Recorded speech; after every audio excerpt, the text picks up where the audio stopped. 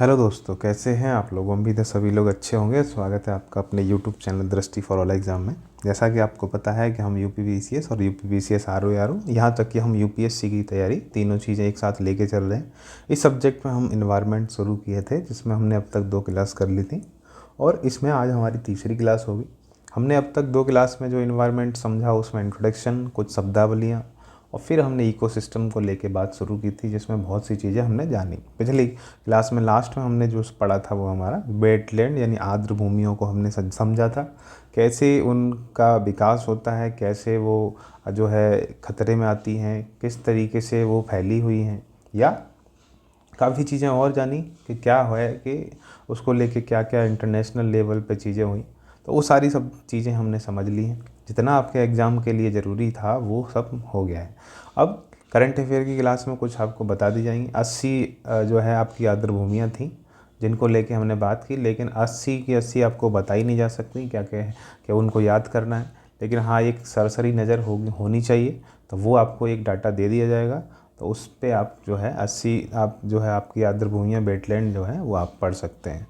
तो वो आपको आइडिया होना चाहिए। वैसे तो 80 आप याद नहीं कर सकते, काफ़ी चीज़ें ऐसी हैं जो आपको ऐसे ही देखनी पड़ेंगी, एक नज़र में डालनी पड़ती हैं। तो आज हम तीसरी क्लास में शुरू करने वाले हैं इकोसिस्टम से। हमने कहा था बात शुरू करेंगे हम अपनी। तो इकोसिस्टम जो हमारा कुछ पोर्शन बचा हुआ है, आगे उसी में हम बढ़ रहे हैं। तो आज भी हमारी जो बात चलेगी वो इकोसिस्टम में आगे जो आपकी रह गई है वो हमारी बात शुरू होगी। तो यहाँ पे हम क्या शुरू करेंगे, तो इकोसिस्टम में। इससे पहले हमने काफ़ी चीज़ें जानी और हमने जाना था कि एजी टांसले जो थे आपके, उन्होंने ये इकोसिस्टम शब्द दिया था आपको सभी को, मैंने लिखवाया हुआ है पिछली क्लास में। तो ये टांसले जो हैं, एजी टांसले, उन्होंने ये शब्द दिया था। आप चाहें तो फिर से लिख सकते हैं। अब इकोसिस्टम में आगे बढ़ते हैं और देखते हैं कि इसमें 2 चीज़ें और आपको अभी जाननी है। जैसे एक तो आपको जानना है कि आवास क्या होता है, किसी भी जीव का आवास क्या होता है, यानी इंग्लिश में अगर बात करें तो हैबिटेट क्या होता है। तो हैबिटेट एक चीज़ आपको समझनी है और दूसरा आपको समझना है कि जो निषे बोलते हैं जिसको, इसको निषे या निकेत इसको हिंदी में कहा जाता है। तो निकेत क्या है, तो पहली चीज़ आपको निषे या निकेत समझना है और दूसरा जो है आपको आवास समझना है। ये चीज़ समझ जाएंगे तो आप जो है जो इकोसिस्टम के जो शब्दावलियाँ होती हैं वो लगभग आप पूरी समझ सकते हैं। एक तो आवास से क्या मतलब आपको लग रहा है, आइडिया लग रहा है कि कोई भी आवास का मतलब क्या होता है, जहाँ पे हम लोग रहते हैं। कोई भी जीव, चाहे वो जो है पेड़ पौधे हो या जीव जंतु हो, कोई भी जानवर हो, चाहे मनुष्य हो, वो कहीं ना कहीं रहता है तो उसका कोई ना कोई एक आवास होता है। आप सभी जानते हैं, तो वो किसी न किसी आवास में रहता है, ये आपको बात पता है। तो जैसे मान लो कि जैसे कोई एक जीव है, अब उसके पास जो है आसपास कोई ना कोई पर्यावरण होता है, इन्वायरमेंट होता है। कोई भी जीव, जैसे हम लोग भी रहते हैं, तो हमारे आसपास ना कोई इन्वायरमेंट एक देखने को मिलता है। कोई ना कोई, अगर शेर है तो उसके आसपास एक अलग आवरण देखने को मिलेगा, चिड़िया है तो अलग आवरण देखने को मिलता, पर्यावरण सॉरी। तो वो सारी चीज़ें, आवरण पर्यावरण एक ही बात है। तो कहते हैं कि जी, हमने बात की थी जैसे पर्यावरण क्या है या जो है इकोसिस्टम क्या है। तो इकोसिस्टम में हमने बात की थी कि जैविक अजैविक घटकों का समूह। तो जैविक यानी जीव, और अजैविक का मतलब क्या हुआ कि जो उसके आसपास का पर्यावरण है वो, तो उसमें जो खनिज हैं, भौतिक संसाधन है, वो सारी चीज़ें क्या है, अजैविक है। अब सोचिए कि हैबिटेट, इसका हैबिटेट क्या हो, ये जीव है और इसका हैबिटेट का मतलब क्या हुआ, यानी आवास का मतलब क्या हुआ। एक तो आप साधारण भाषा में समझ रहे हैं, जहाँ पे जो है कोई भी व्यक्ति रहता है, कोई भी जीव रहता है, तो वो क्या होता है, उसका आवास होता है। लेकिन अगर इसकी बात करें कि आवास का मतलब सीधा सीधा क्या होता है, तो आपको जो वो जीव है वो पर्यावरण में एक्चुअल कहाँ पे मिलेगा, वो उसका क्या होता है, वो आपका आवास होता है। ठीक है, तो ये बात आपको ध्यान रखनी है। जैसे मैं अगर लिखूं तो आप लिखिए, जैसे actual location of an organism in the environment.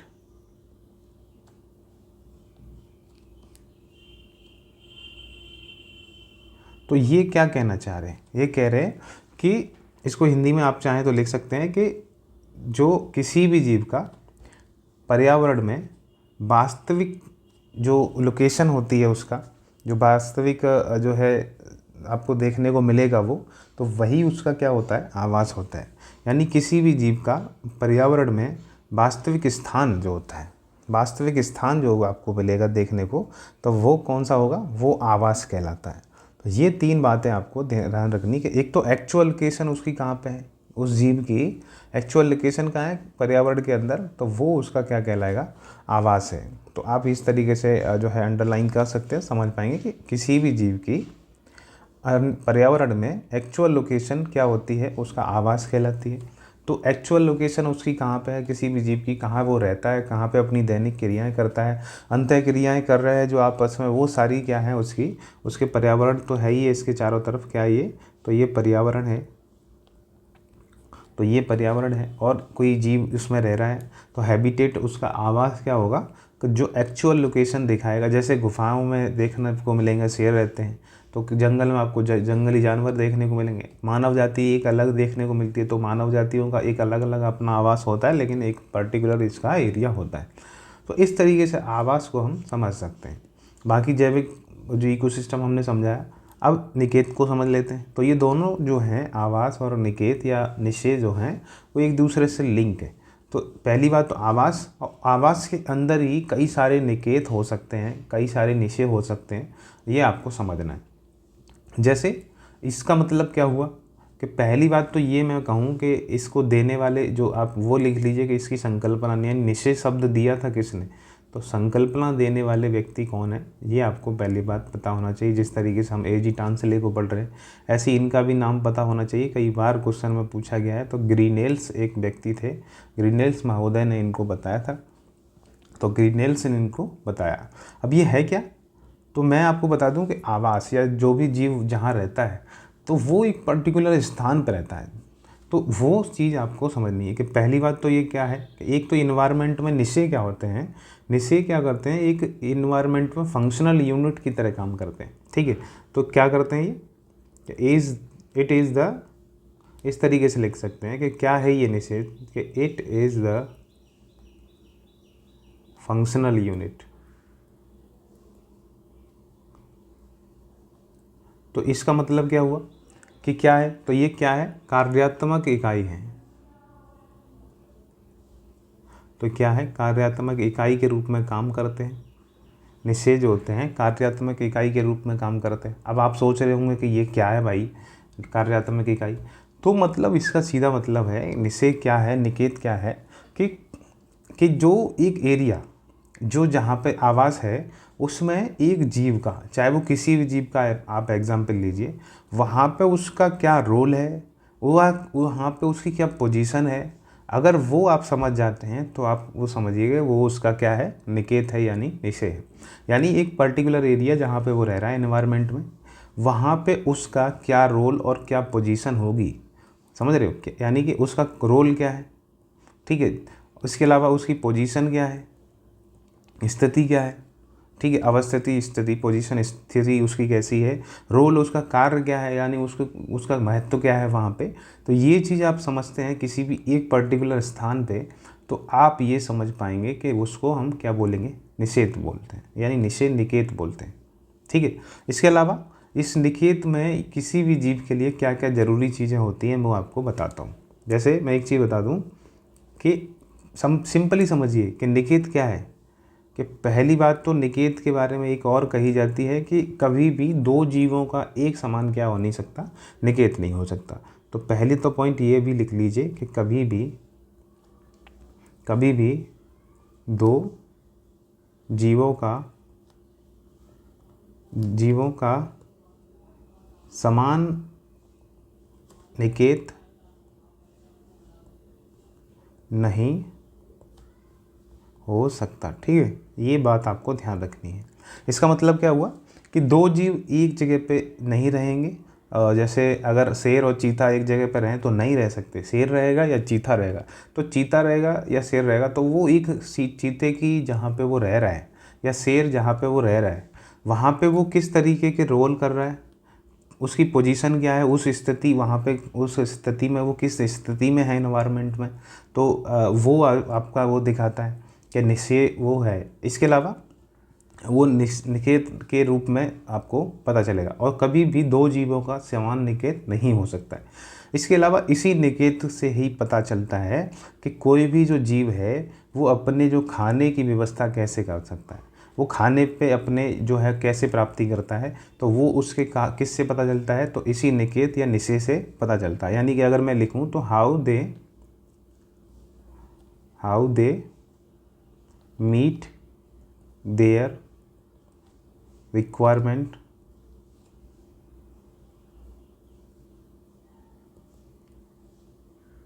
Of food, यानी अपने भोजन की आवश्यकता को पूर्ति वो कैसे करते हैं, वो उसको क्या दिखाता है, तो निकेत में ही आपको पता चलता है कि किसी व्यक्ति किसी जीव का निषेध जो है, निकेत जो है, वो उसमें उसका रोल क्या है, उसकी पोजीशन क्या है इन्वायरमेंट में। वो उसके अलावा वो कार्यात्मक इकाई है। किसी भी एक जीव का दो जीवों का समान निकेत हो नहीं सकता। तो वो अपने खाने को उस पोजीशन में, उस रोल में किस तरीके से प्राप्त करता है, वो हमें कहाँ से पता चलेगा, वो निषेध से पता चलता है। ठीक है, यानी इसके अलावा निषेध से ही आपको पता चलेगा कि वो किस तरीके से प्रजनन करते हैं, यानी हाउ दे रिप्रोड्यूस। अब इससे आप समझ जाएंगे।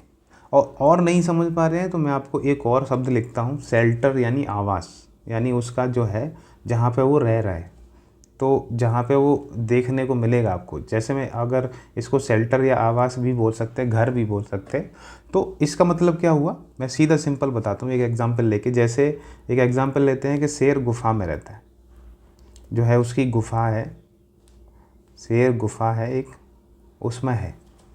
अब शेर गुफा में, तो वो गुफा एक मान के चलिए उसको क्या है, उसका निषेध है, या एक जंगल है, गुफा है और उसी में उसके आसपास क्या है, उसके आसपास क्या है, जंगल है, यानी इन्वायरमेंट जो आपका बना हुआ है उसका इकोसिस्टम वो है। तो क्या है, इसमें एक जंगल है और जंगल में कई सारे जीव जंतु हैं, ये भाई आपको ध्यान रखना है। तो इसमें समझ के देखिए कि एक तो शेल्टर है, उसका आवास है जहाँ वो रहता है, तो मान लेते हैं उसकी गुफा है। इसके अलावा ये शेल्टर हो गया। इसके अलावा समझते हैं कि हाउ दे रिप्रोड्यूस। अब इस यहाँ पे ही अगर आप आओगे तो पता चलेगा कि शेर जो है किस तरीके से रहता है, किस तरीके से अपना प्रजनन करता है। इसको रिप्रोड्यूस को अगर हिंदी में लिखें तो प्रजनन किस तरीके से वो करता है, तो वो उसकी स्थिति कैसी है वो आपको पता चलेगा। इसके अलावा इस जंगल में वो अपना खाना यानी रिक्वायरमेंट ऑफ फूड वो किस तरीके से प्राप्त कर पा रहा है, वहाँ पे उसको अच्छे से हो पा रही है नहीं हो पा रही। तो उस गुफा के आसपास ही आपको जाके उसकी स्थिति के बारे में जब जानेंगे तो पता आपको चलेगा। इसके अलावा हमने कहा कि किसी भी यानी कभी भी जो दो जीव कोई भी हो, चाहे वो दो पेड़ ही क्यों ना हो, दो जीव जानवर क्यों ना हो, तो उनको जीवों का समान क्या नहीं होगा, समान निकेत नहीं होगा। ये आपको ध्यान रखना है। ठीक है, तो समान नहीं होगा यानी एक इस मान लो इस एरिया में गुफा का एक एरिया है और उसमें केवल कौन रह सकता है, शेर रह सकता है, उसके अलावा कोई भी जीव नहीं रह सकता। तो एक किसी भी जीव का, इसका मतलब आप क्या समझ रहे हैं कि दुनिया में जितने भी जानवर जीव जंतु हैं उनका एक पर्टिकुलर क्या होगा, निषेध होगा, यानी निकेत होगा। हर एक का अपना अपना एक निषेध होता है, निकेत होता है, जिसमें वो सारी क्रियाएं करता है। कौन सी वो अपने खाने की व्यवस्था उसमें करेगा, उसके ज़रिए करता है। तो वहाँ पे ही आपको पता चलेगा उसकी स्थिति। प्रजनन कर रहा है तो वो उससे पता चलेगा, उसके निकेत से ही पता चलेगा। आवास या उसका शेल्टर क्या है, रहने का स्थान क्या है, तो रहने का स्थान भी शेल्टर जो उसका होता है वो आपको पता चलेगा। इसके अलावा मैंने बताया कि दो सेब नहीं होते हैं, दो जीवों का कभी भी समान निकेत नहीं होगा, तो हर एक का अलग अलग होता है और एक का दूसरे में जो है इंटरफेरेंस नहीं हो सकता। मतलब ये सोचे कि इसमें चला जाऊं तो इसमें कंपटीशन होगा, लड़ाई होगी और एक जब तक ख़त्म नहीं हो जाएगा तब तक वो इस साथ में नहीं रह सकते। तो ये बात आपको समझनी है कि हर एक का अपना एक अलग अलग निकेत होते हैं, निषेध होते हैं। ठीक है, तो इन्वायरमेंट में कई आवास हो सकते हैं लेकिन शेल्टर पर्टिकुलर सबका एक एक क्या होता है, अपना अलग अलग होता है। इसके अलावा मैंने बताया कि एक कार्यात्मक इकाई है, ये कोई आपको वैसे देखने को नहीं मिलेगा। कार्यात्मक का मतलब है वो किस तरीके से उस एरिया में जहाँ वो रहते हैं, जहाँ वो जंगल है, पूरा एनवायरनमेंट है, वहाँ पे कार्यात्मक इकाई का मतलब है कि वो किस तरीके से कार्य कर रहे हैं, दूसरे के साथ किस तरीके से अपना उसकी जो है अंतःक्रियाएँ होती है, कैसे एक दूसरे के साथ व्यवहार करते हैं वो। जैसे शेरी है तो अब वहाँ पे हिरन है तो उसके पीछे खाएगा भी उसको, खरगोश है और या बकरी है या भैंस है तो उन सब के साथ उसका कैसा है रोल, कैसा है, उसकी पोजीशन कैसी है, उसको खाना अच्छे से मिल पा रहा है कि नहीं, बाकी जीव जंतु जानवर जो हैं अच्छे जो है काफ़ी संख्या में हैं कि नहीं हैं, अगर कम होते हैं तो उसको जो है अपना खाना लेने में, खाना प्राप्त करने में दिक्कत होगी।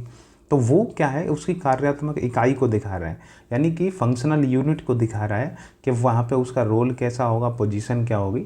तो वो सारी चीज़ें आप समझ पाएंगे कि इससे आपको आइडिया लगेगा कि किसी भी जीव का एक निकेत जो है, पर्टिकुलर एक निकेत होता है जहाँ वो रहता है। इसके ज़रिए आप उसकी सारी जो क्रियाएं होती हैं, रोल होती हैं, उसकी पोजीशन के बारे में पता चलता है, वो किस तरीके से वहाँ पे अपनी बाकी जीव जंतुओं के साथ क्रियाएं करता है, तो ये आपको पता चलेगा। किस तरीके से वो प्रजनन करता है और किस पर्टिकुलर एरिया में वो रहता है, तो ये सारी चीज़ें आपकी क्या कहलाती हैं, निकेत कहलाती हैं। यानी कि वो किस में आपको देखने को मिलेंगी, निषेध में देखने को मिलेंगी ये सारी क्रियाएं।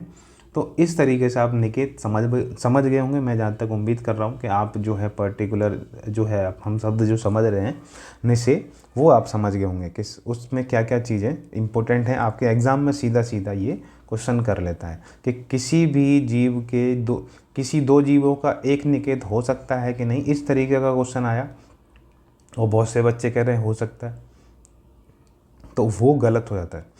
किसी भी दो जीवों का समान जो है निकेत या निषेध नहीं हो सकता है।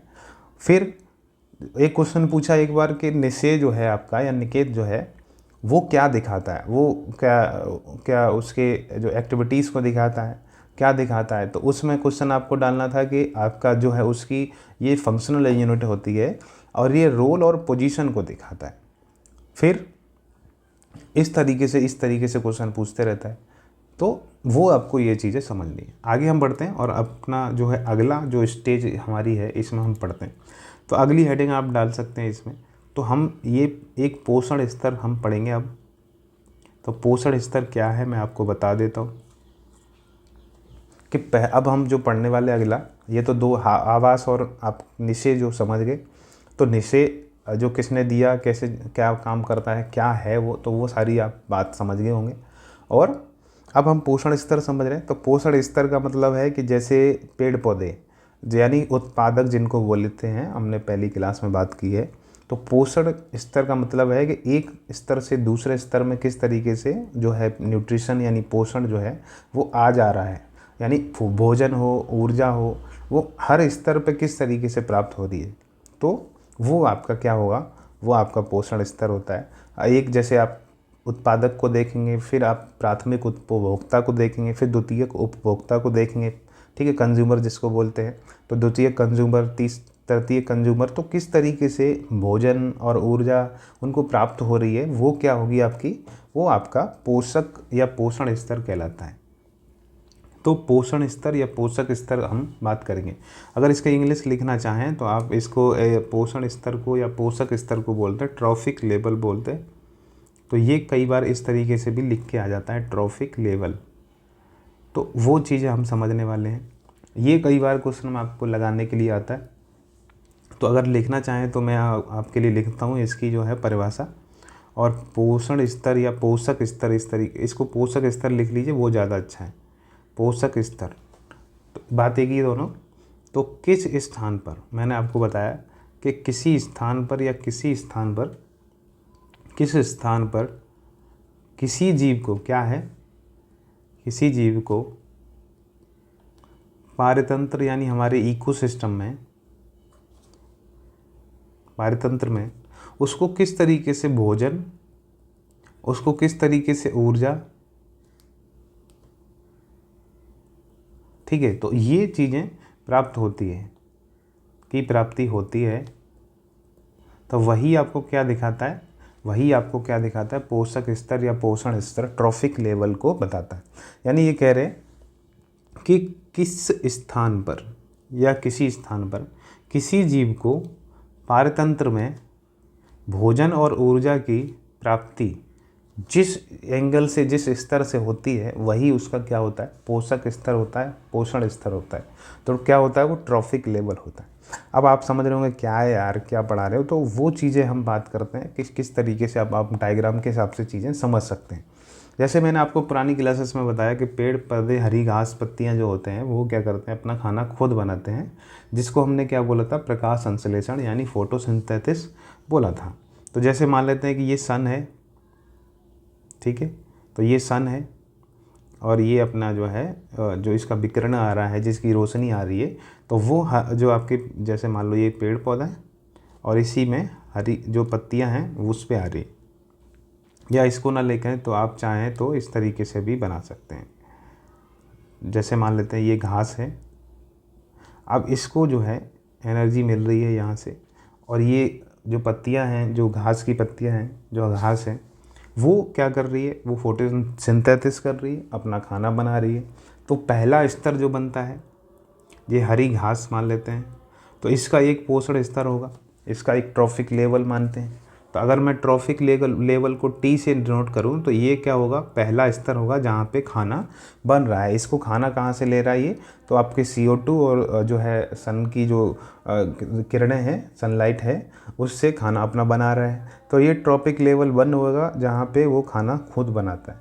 तो इस तरीके से आप समझ सकते हैं कि इसका ट्रॉपिक लेवल 1 हो गया, यानी पहले स्टेज की बात चल रही है।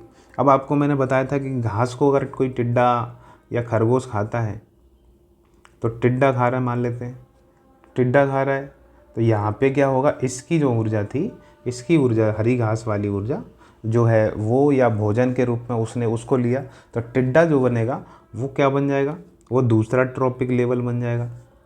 इसको इस तरीके से लिख सकते हैं कि फर्स्ट ट्रॉपिक लेवल, इस तरीके से लिख सकते हैं। तो ये आपका जो है दूसरा ट्रॉपिक लेवल, ये फर्स्ट हो गया, ये दूसरा आपका ट्रॉपिक लेवल होगा। तो इस तरीके से आप समझ पा रहे हैं। अब मान लेते हैं टिड्डे को कौन खा सकता है, तो मेंढक खा सकता है। तो मान लेते हैं मेंढक ने खाया इसको, मेंढक ने खाया, तो अब ये तीसरा स्टेज हुआ ना, तो ये तीसरा ट्रॉपिक लेवल हो जाएगा। तो इसका मतलब आप क्या समझ रहे हैं। अब ऐसे एक और एंगल समझ लेते हैं कि मेंढक को सांप खा लेता है, सांप को बाज खा लेता है, तो ऐसे कई सारे जो है ट्रॉपिक लेवल बच जाते हैं। सांप को कौन खाता है, बाज खाता है, तो बाज है। अब इस तरीके से देखें तो आप चौथा ये हो जाता है ट्रॉपिक लेवल, और ये आपका पांचवा ट्रॉपिक लेवल हो जाता है। अब सोच के देखिए कि ये क्या दिखाना चाह रहे हैं। ये कह रहा है कि एक जो श्रृंखला होगी, खाद्य श्रृंखला होती है, मैंने आपको कल एक खाद्य श्रृंखला बताई थी इस तरीके से, जैसे हरी घास, फिर मैंने बताया था कि टिड्डा, फिर मैंने बताया मेंढक, फिर सांप, फिर बाज। तो इस तरीके से एक साइकिल होती है, एक श्रृंखला होती है, एक दूसरे से जुड़े होते हैं। या तो आप सर्किल में ना बनाए तब भी समझ सकते हैं। एक जो है फूड चेन है कि पहले घास को कौन खा रहा है, टिड्डा खा रहा है, और टिड्डे को मेंढक खा रहा है, मेंढक को सांप खा रहा है, और सांप को बाज खा रहा है। तो ये क्या है, एक चेन बन रही है। तो चेन बन रही है तो क्या है कि ऊर्जा का ट्रांसफ़र हो रहा है, भोजन के रूप में उनको ग्रहण किया जा रहा है, तो लेवल दिखा रहा है ये। तो इसका मतलब क्या हुआ कि आप देख रहे हैं 5 हो गई, वहाँ तक चीज़ ख़त्म हो गई। अब बाद जो है मर जाएगा तो उसके बाद वो फिर से मिट्टी में उसके जो है मिल जाता है। तो एक नोट, ये आप एक पहला पॉइंट लिख लीजिए, पहला पॉइंट, या इस तरीके से आप चाहें जैसे लिखें।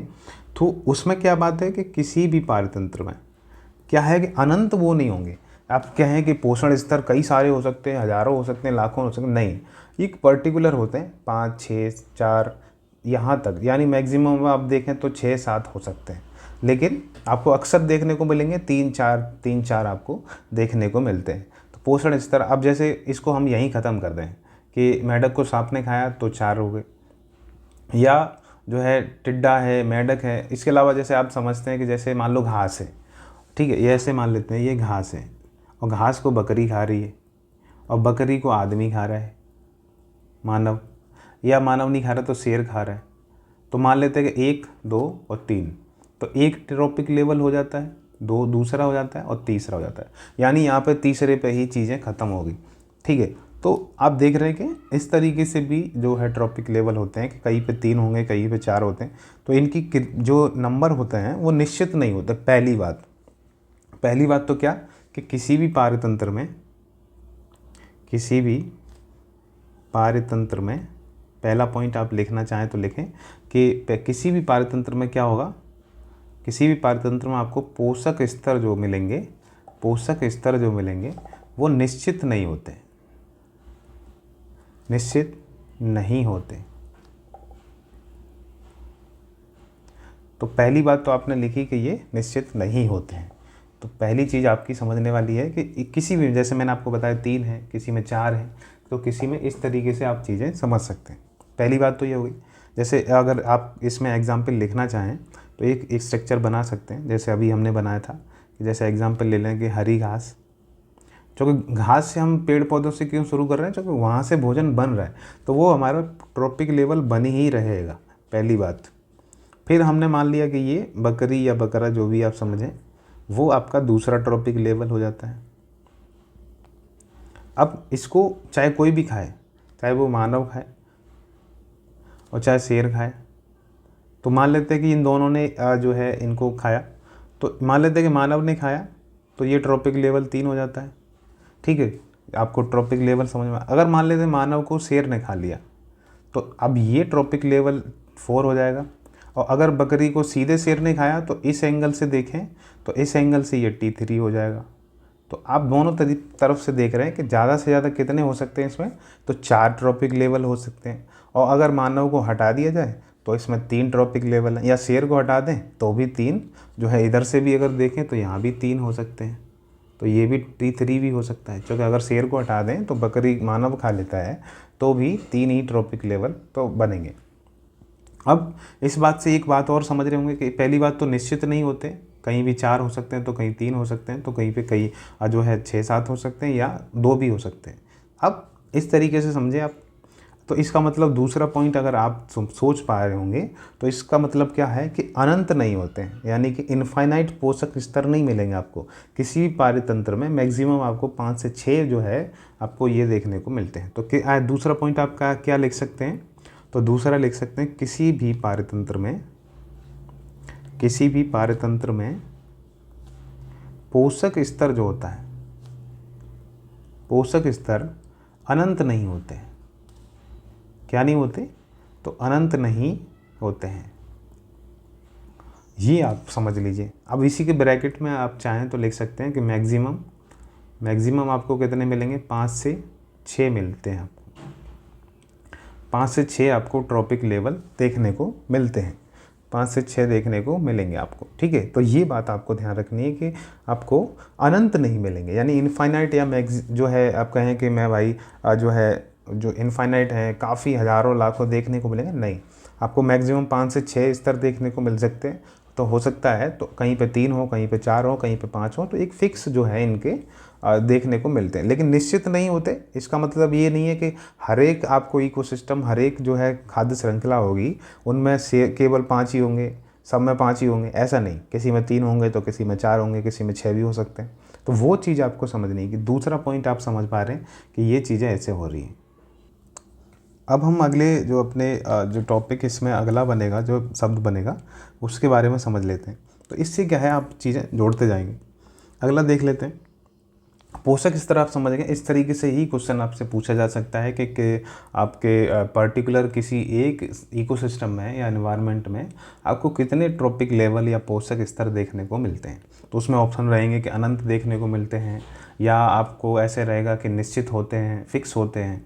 तो इस तरीके से आपको ध्यान रखना है कि पहली बात निश्चित नहीं होते और दूसरा अनंत नहीं होते। तो निश्चित नहीं होते, इसका मतलब है कि 4, 3, 2, 6, 5 इतने हो सकते हैं, और अनंत नहीं होते, मैक्सिमम 5, 6 आस-पास हो सकते हैं। 3 भी होंगे, 4 भी होंगे, 5 होंगे, लेकिन मैक्सिमम आप कहाँ तक देख सकते हैं, तो 5 या 6 और मैक्सिमम 7 तक। तो इसमें एक रेशियो रहता है कि 5 और 6 के आसपास ही आपको ज़्यादातर वो देखने को मिलेंगे, लेकिन ये भी फिक्स नहीं है। आपको पहला शब्द याद रखना है, पहला पॉइंट जो है वो ध्यान रखना है, या नहीं तो कह दें कि 5-6 ही होते हैं, वो आपको ध्यान रखना है कि 3 भी होंगे, तो निश्चित नहीं है।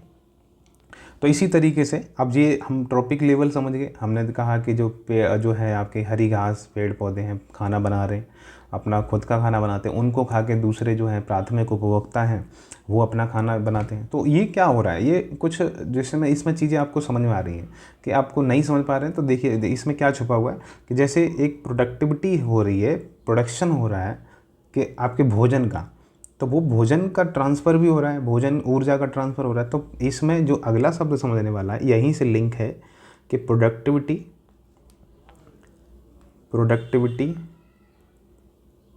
Of ecosystem.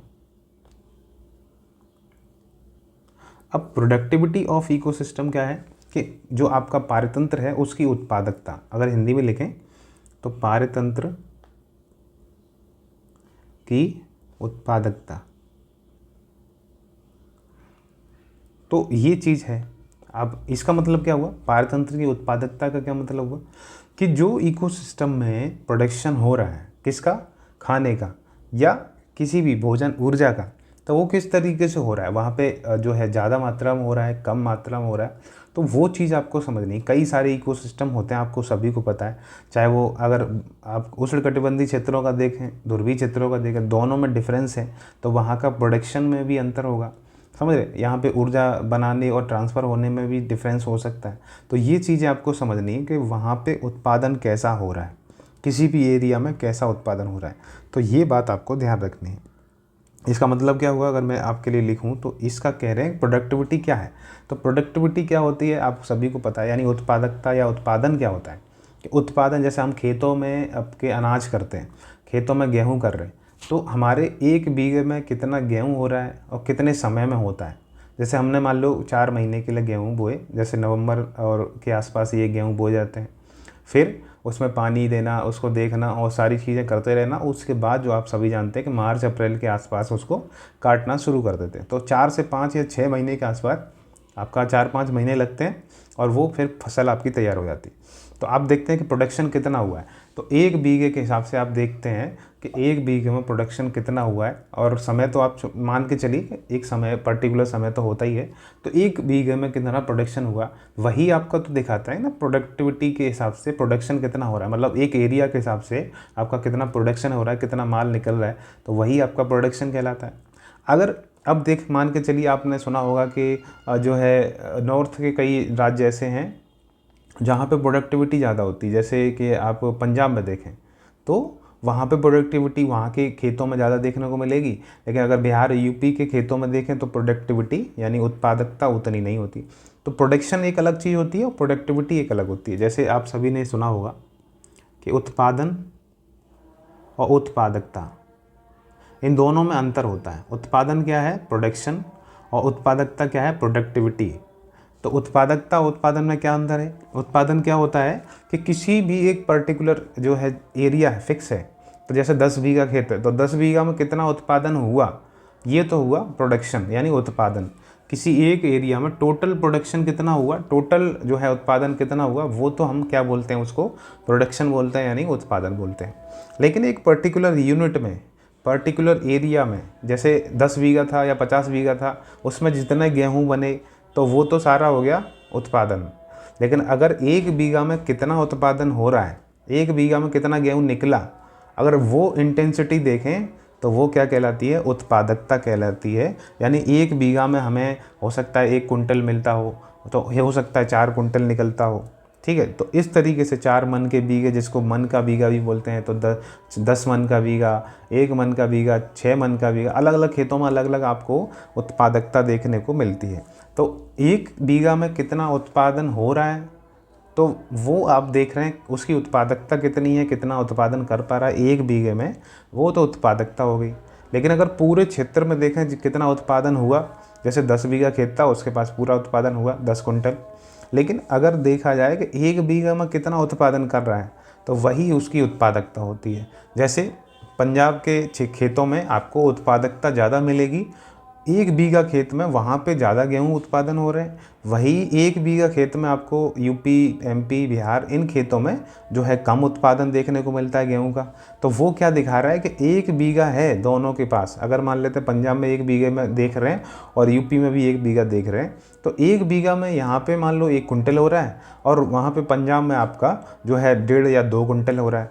तो 2 कुंटल हो रहा है तो वहाँ पे उत्पादकता क्या है, दोगुनी हो रही है यूपी के हिसाब से देखें तो ये क्या हुई, उत्पादकता, प्रोडक्टिविटी बोलते हैं इसको। तो प्रोडक्टिविटी हुई और उत्पादन जो है वो क्या हुआ कि यहाँ पे एक कुंटल हुआ और पंजाब में 2 कुंटल हुआ। अगर मान लेते 10 बीघा अगर वहाँ पे पंजाब में हुआ और 10 बीघा यूपी में हुआ, तो 10 बीघे में एक एक कुंटल के हिसाब से यहाँ 10 कुंटल होगा, वहाँ पे 20 कुंटल हो जाएगा पंजाब में। तो अब देख रहे हैं कि प्रोडक्शन 20 कुंटल हुआ, यहाँ पे 10 कुंटल हुआ, लेकिन प्रोडक्टिविटी क्या है कि एक बीघा उत्पादन करना कितना कर रहा है, एक कुंटल कर रहा है, और पंजाब वाला 2 कुंटल कर रहा है। तो इस तरीके से आप समझ पा रहे हैं कि प्रोडक्टिविटी क्या है कि एक पर्टिकुलर एरिया में कितना आपका उसका रेट है, प्रोडक्शन का रेट है। जैसे ये चीज़ क्या दिखाता है, इसको अगर आप चाहें तो रेट ऑफ प्रोडक्शन दिखाता है कि दर कितनी है, किसी भी उत्पादन की कितनी दर है। किसी भी एक बीघा में जैसे मान लेते हैं कि गेहूं कितना उत्पादन हो सकता है, तो वो रेट ऑफ प्रोडक्शन कितना है, वो उत्पादकता होती है। और किसी पर्टिकुलर एरिया में पर्टिकुलर टाइम में कितना उत्पादन हुआ टोटल, तो वो उत्पादन होता है। तो ये बात आप समझ गए। अब इस तरीके से हम प्रोडक्शन यहाँ पे देखें इकोसिस्टम में, तो इसको भी आप चाहें तो इस तरीके से लिख सकते हैं कि जैसे प्रोडक्शन यानी उत्पादन किसका, प्रोडक्शन ऑफ बायोमास।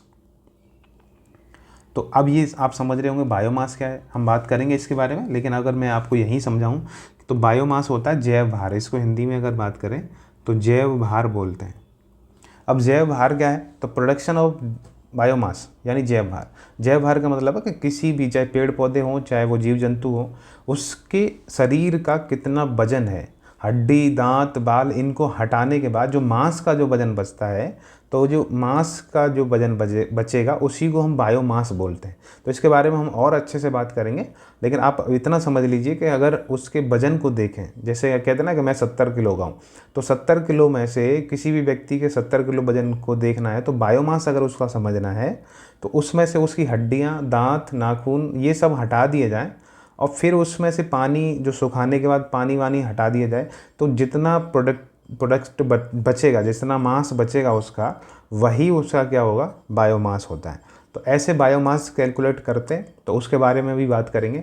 तो ये आप समझ के देखिए कि जैव भार होता है किसी भी जीव का, चाहे पेड़ का अगर देखें तो अगर वो 100 किलो का है, तो उसमें से काफ़ी जैसे जल की मात्रा होती है, अगर उसको हटा के जैव भार उसका देखा जाए तो हो सकता है वो 20 किलो का ही निकले 100 किलो की जगह, तो उसमें से पानी की मात्रा निकल गई, बाकी चीज़ें होती हैं जो वो हट जाएँ। तो अगर जैव भार ही पर्टिकुलर देखा जाए, जैसे जीव है, एक भैंस है, तो भैंस अगर जो है मान लो 500 किलो की है, और उसको फिर जो है उसका अगर मांस ही मांस देखा जाए, हड्डी वड्डी सब हटा दिया जाए, तो हो सकता है वो 100 किलो की ही निकले।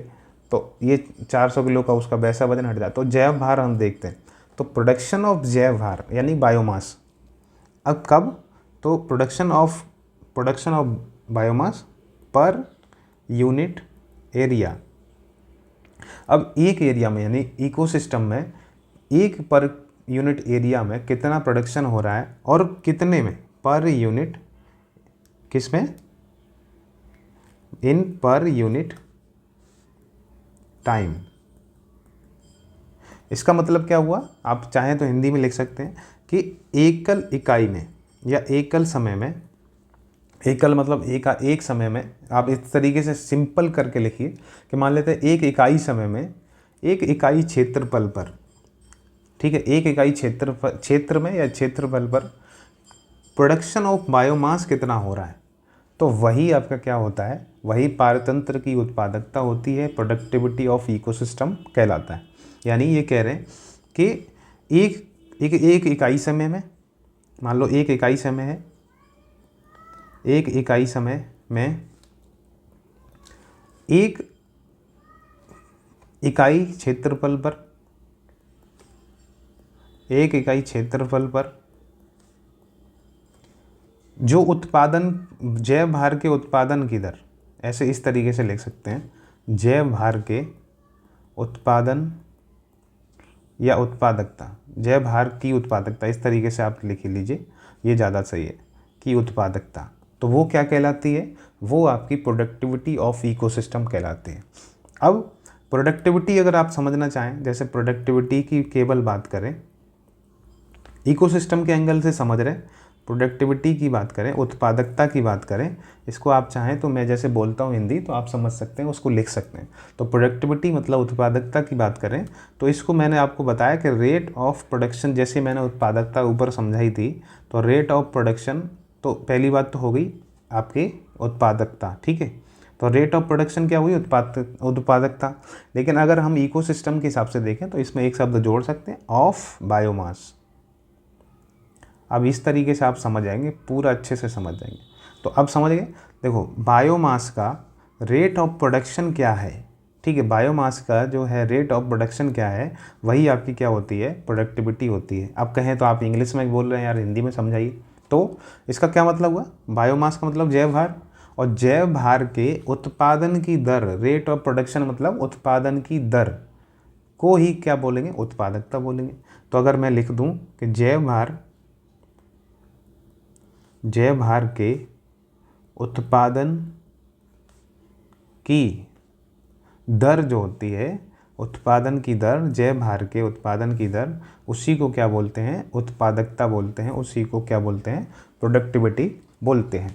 तो ये आप समझ गए होंगे। अब आप सोच रहे होंगे कि यार थोड़ा डायग्राम बन जाता तो और बढ़िया था। मान लेते हैं कि एक दो मैं क्षेत्र लेता हूँ आपके लिए समझाने के लिए, कि एक पहला इकोसिस्टम लेते हैं और एक इकोसिस्टम 2 लेते हैं, यानी कि दूसरा। तो एक E1 और एक E2। ई दिखा रहा है आपको इकोसिस्टम। एक एग्जांपल समझते हैं और उससे आपको एक आइडिया लगेगा। मान लेते हैं कि ये 1 किलोमीटर का एरिया है, दोनों ही 1 किलोमीटर के एरिया है।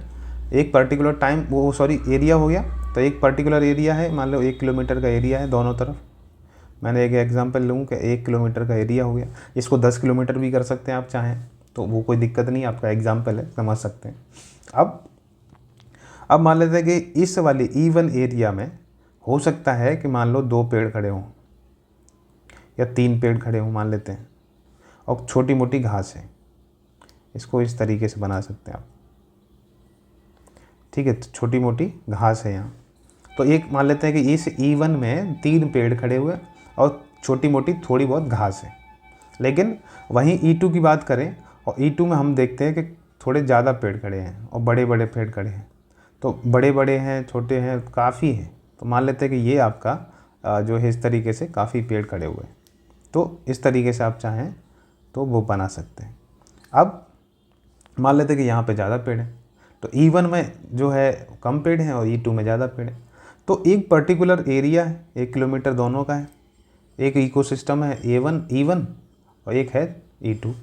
इस तरीके से अब इसमें देखें तो अब इसमें जब प्रोडक्टिविटी देखेंगे तो इसमें कम निकलेगी। मान लेते हैं कि इसमें 50 किलो निकली, 50 केजी इसमें प्रोडक्टिविटी निकली। 2 पेड़ या 3 पेड़ की प्रोडक्टिविटी इतनी निकली। अब यहाँ पे ज़्यादा है तो आप यहाँ पे समझ पा रहे होंगे कि यहाँ पे ज़्यादा निकल सकती है। तो यहाँ पे हो सकता है, मान लो कि हम एग्जांपल में ही ले रहे हैं, तो इसमें प्रोडक्टिविटी आपको ज़्यादा देखने को मिलेगी। तो मैंने जिस तरीके से आपको चीज़ें समझाई कि एक पर्टिकुलर एरिया में, मैंने आपको समझाया पर्टिकुलर एरिया पर्टिकुलर टाइम में कितना प्रोडक्शन हो रहा है, तो कितना उत्पादन हो रहा है, वही आपका क्या है, प्रोडक्टिविटी ऑफ इकोसिस्टम है, यानी उत्पादकता है पारितंत्र की। तो E1 में आप देख रहे हैं यहाँ उत्पादकता उसकी जो है बायोमास की उत्पादकता कम है और E2 में उत्पादकता ज़्यादा है। तो अगर देखें तो इसको कैसे बोल सकते हैं कि इसकी जो है प्रोडक्टिविटी क्या है, E2 की, सॉरी इस तरीके से बनाइए, इसकी जो प्रोडक्टिविटी है या उत्पादकता है। अब ये मत कहिए कि मैं लिख नहीं रहा हूँ, बोल भी साथ में रहा हूँ, तो आप चाहें दोनों चीज़ें लिख सकते हैं। प्रोडक्टिविटी यानी उत्पादकता जो है वो इसकी ज़्यादा है, यानी ज़्यादा है। या दूसरे तरीके से लिखना चाहें तो जैसे E2 की उत्पादकता E1 से ज़्यादा है, ठीक है। तो इस तरीके से भी एक बना सकते हैं। तो E2 की उत्पादकता जो है वो E1 से ज़्यादा है। ये ज़्यादा जिधर मुँह खुलता है उधर ज़्यादा माना जाता है, आप सभी जानते होंगे। तो इधर इस तरीके से आप एक एग्जाम्पल समझ गए हैं। तो मुझे लगता है कि ये आप आसानी से समझ गए होंगे। अब हम आगे बढ़ते हैं। अब जैसे मैं इसमें एग्जाम्पल कुछ लिखवा देता हूँ, वैसे तो आप कहीं से भी अगर किताब भी देख रहे हो तो आप वहाँ से पढ़ सकते हैं। देखिए क्या है, ये चीज़ें जो कराई जा रही हैं, क्लासेस कराई जा रही हैं, वो आपके कॉन्सेप्ट बिल्डिंग के लिए हैं। आपके जो है जो आप चीज़ें अच्छे से समझ जाएं। बाकी कहीं भी पढ़ेंगे तो आपको तुरंत आपका रिवीजन हो जाएगा।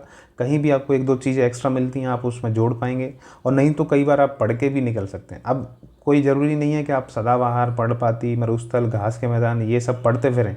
क्योंकि हमने ज्योग्राफी में भी पढ़ा है, यहाँ भी पढ़ा है, तो वो ज़रूरी नहीं है। लेकिन यहाँ पे आप समझिए कि अगर आप कॉन्सेप्ट समझ जाते हैं तो आप जब भी किताब पढ़ेंगे वो आसानी से आपको समझ में आ जाएगी।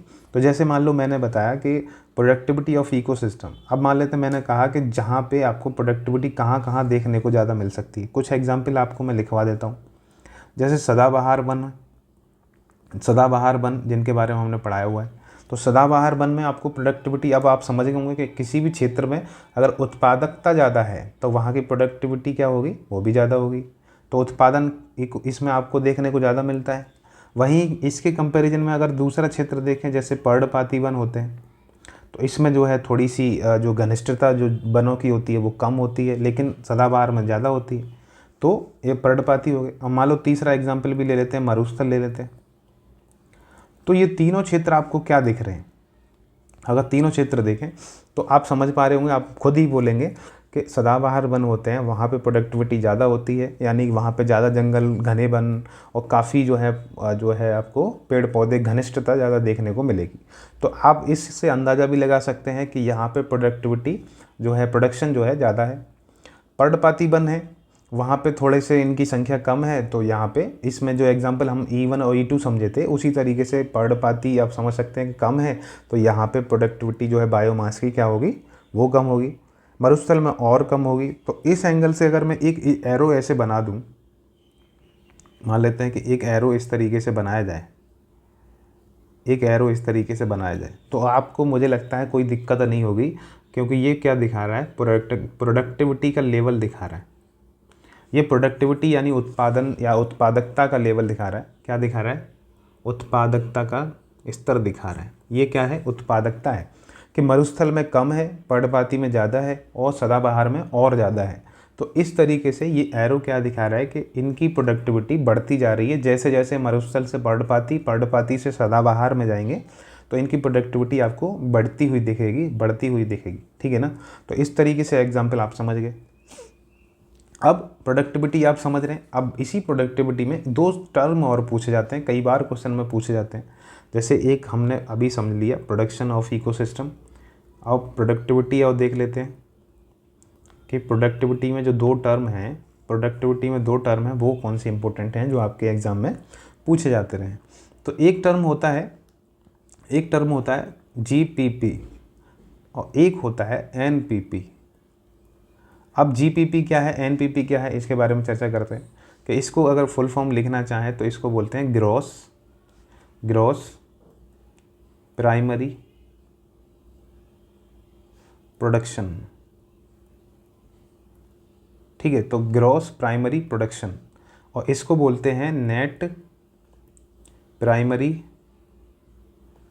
प्रोडक्शन। तो ये तो होगी फुल फॉर्म इसकी। जैसे कई बार क्वेश्चन में आपके ऐसे ही पूछ सकता है फुल फॉर्म के लिए।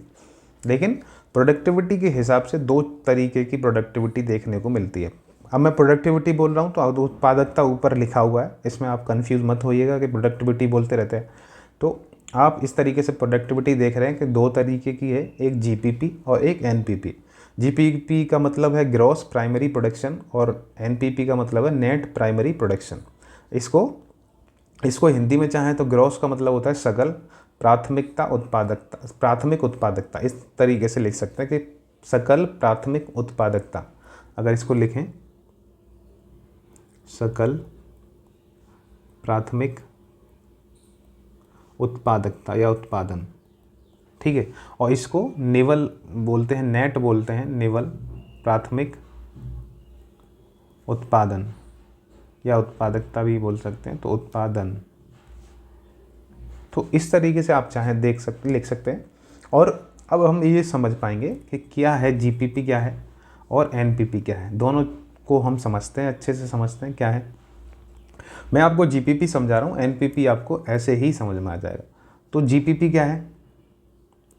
GPP को मैंने बताया था कि जो आपके पेड़ पौधे होते हैं वो उत्पादन जो करते हैं उसको हम प्राथमिक उत्पादकता बोलते हैं। मैंने आपको ये आइडिया दिया हुआ है, आपको पहले से पता हुआ है कि जो पेड़ पौधे हैं, ठीक है, तो वो आपका ये है कि जैसे मैं आपको लिखूं, पहले उसके हिसाब से समझाऊंगा कि जिस दर से जो उत्पादक होते हैं यहाँ पे प्रोड्यूसर लिख लीजिए इंग्लिश में, जो उससे आइडिया लग जाएगा। तो प्रोड्यूसर जो होते हैं, उत्पादक जो होते हैं, तो जिस दर से उत्पादक जो होते हैं वो उत्पादन करते हैं, वही क्या है आपकी gross production, gross primary production है। ठीक है, तो वही क्या कहलाती है, प्राथमिक उत्पादकता कहलाती है। ठीक है, तो ये प्राथमिक उत्पादकता हो गई, ये हो गई प्राथमिक उत्पादकता, आप लिख लीजिएगा। तो वो हो गई जो है उत्पादक जो उत्पादन कर रहे हैं, जिस दर से उत्पादक जो हैं उत्पादन कर रहे हैं, उसी को क्या बोलते हैं, प्राथमिक उत्पादकता बोलते हैं।